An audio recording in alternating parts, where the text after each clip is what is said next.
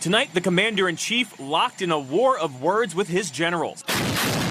President Trump lashing out at those questioning his decision to withdraw U.S. troops from Syria.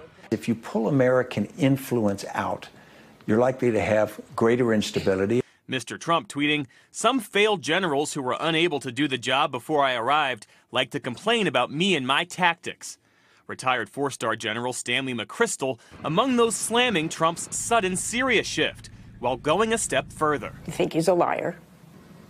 I don't think he tells the truth. Is Trump immoral in your view? I think he is.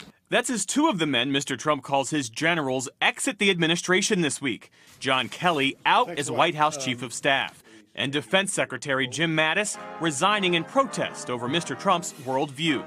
I see my generals as generals are going to keep us so safe. These are central casting. If I'm doing a movie, I pick you, General. They're the latest in a string of former high-ranking military officers who've been fired, pushed out, or quit the administration. There's only two civilians who can give instructions to the U.S. Armed Forces, and that's the President of the United States and the Secretary of Defense.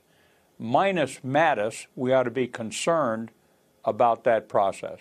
The break marks a turning point for Mr. Trump, who's appointed more generals to senior positions than any other modern president. Hey, NBC News fans, thanks for checking out our YouTube channel. Subscribe by clicking on that button down here, and click on any of the videos over here to watch the latest interviews, show highlights, and digital exclusives. Thanks for watching.